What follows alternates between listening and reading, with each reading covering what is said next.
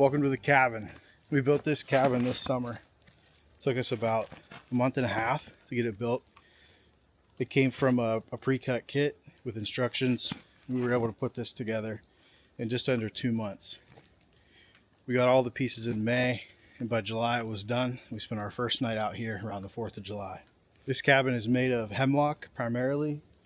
It's a 16 by 20 with a porch on the front and a loft upstairs. I was able to get a small wood stove inside. Does a great job of heating it up for us. It's been a really fun project getting everybody in the family involved. From the first board to the last screw for the roof. Everyone had a great time putting this together. Let me show you inside. Now, like I said, it took us about 6 or 8 weeks to get this done. And when I say done, it's really the shell. The inside, we still got a lot of work to do, but we've started to make some good progress. Obviously, there's still some building materials and things in here for this weekend, but you can see the bones of it here. We got the wood stove, got some heat shielding. We have some insulation still up here we need to cover up with the walls. It's got great windows out the front and the sides.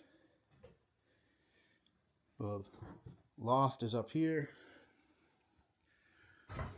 We got a little couch here and the bed over here.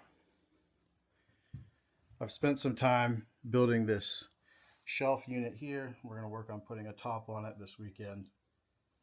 If we go up the loft, you can see we got some cots up here. 3 cots and a little window up here as well.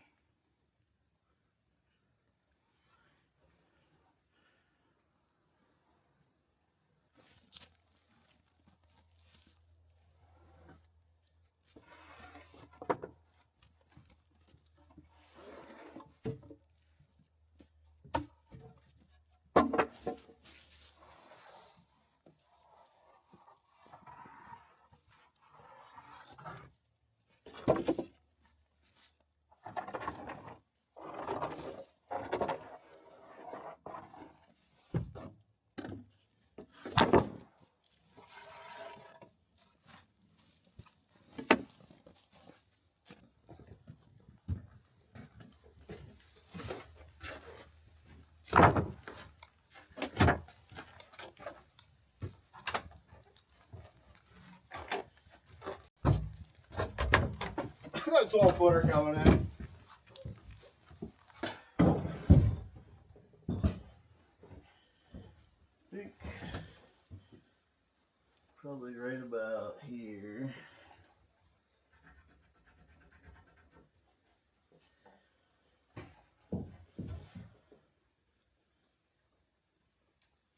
Yeah, that should do.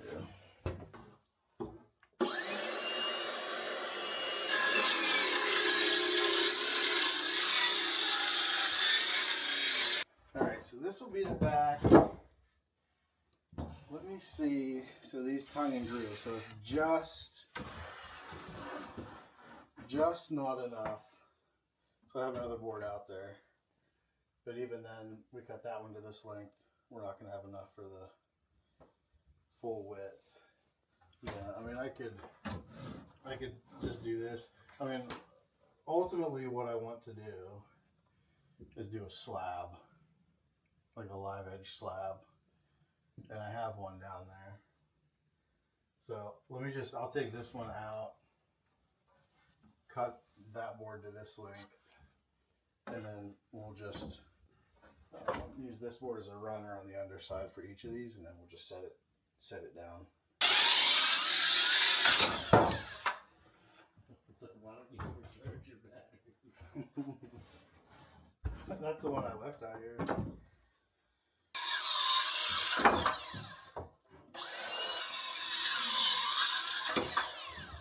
If you want to hold that there, so like those two are even and they're jointed.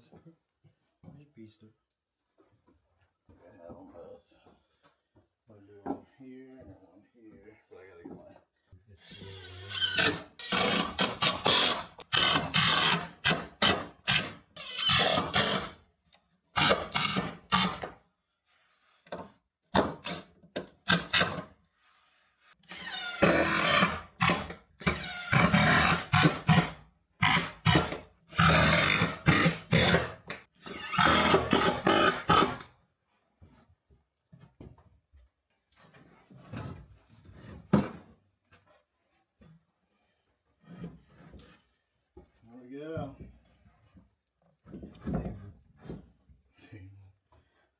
I might just tack it on each post.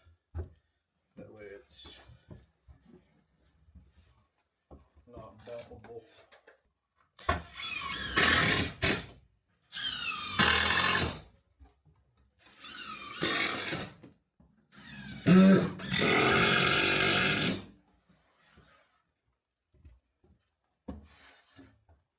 All right, we got the temporary cabinet top, countertop in place here. Move the cook stove up and maybe the water, and it's just nice to have another shelf. All right, let's go work on the well. All right, we're at the well right now. This pitcher pump needs to be installed, so we have all the parts to do that. It's sitting on top of a well that we hand dug this summer. So I'm going to pop this off. You can see the lid we put together. I'll bring you over here to look inside. We hand dug this well this summer down from the ground, probably 5 feet or so. The water's coming up probably 2 feet, maybe 2.5 feet down at the very, very bottom. But then we have a rock lining and then these 2 culvert pieces and then the cap on top. So the plan is to drill through the lid here and get this pitcher pump mounted and then test it, see if we can get some water up it. This is, that's moving. I was worried that it was going to be frozen, but it is not. You know how these work? There's a piece of rawhide leather actually in these pitcher pumps, and it pulls the water up through with the suction of the leather against the edge with that stroke.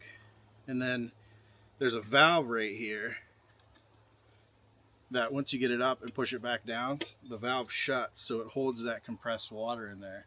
So then it just pulls up and up and up instead of up and down with each pump. It just pulls the water up and up and up and up.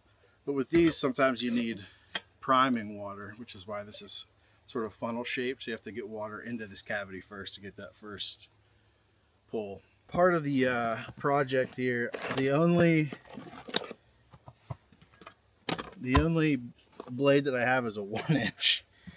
So I'll probably have to do three holes to get that pipe down in. So after we get this installed, this adapter goes in the bottom here. And then we got a piece of PVC from here down to where the water is going to be. So that fits, that's good.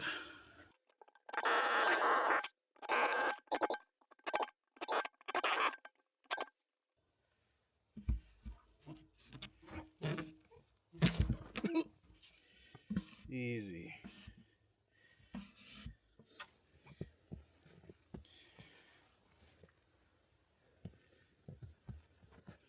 Right about probably there where I want it, so we'll cut right about there.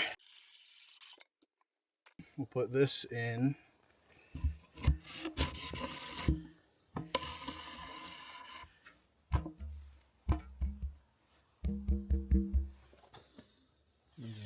So this will sort of be like a test. It should pull, but it could without being glued.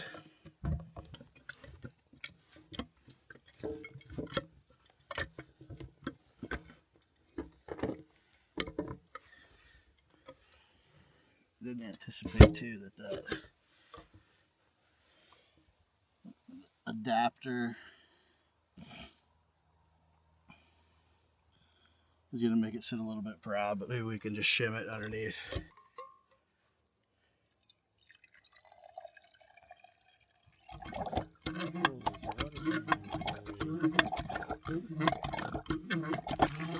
There we go. There it is. It's working. Let's fill her up. So probably 4 gallons. Beautiful. We got the pump working. We had to prime it first. We got the pipe down into the water. Water's coming up looking good. A little bit murky. You know, it's freshly dug well this summer, so I think that it'll settle over time. The winter will help. But it's just really nice to have water here at the cabin we always have to tote it in. So this gives us the opportunity to carry a little bit less weight coming in each time. And when we need it, it's here. So really happy to have this one done.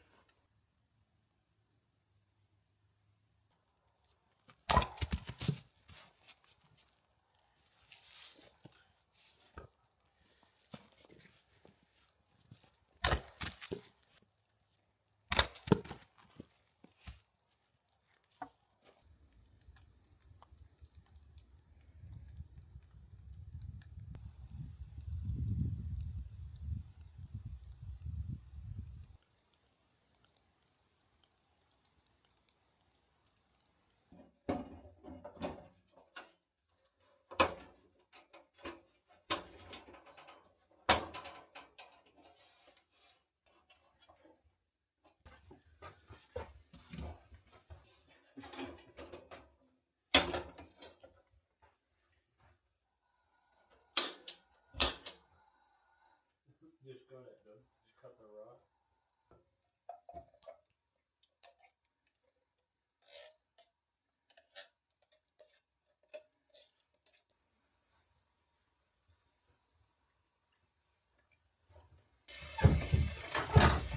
You scared the smell.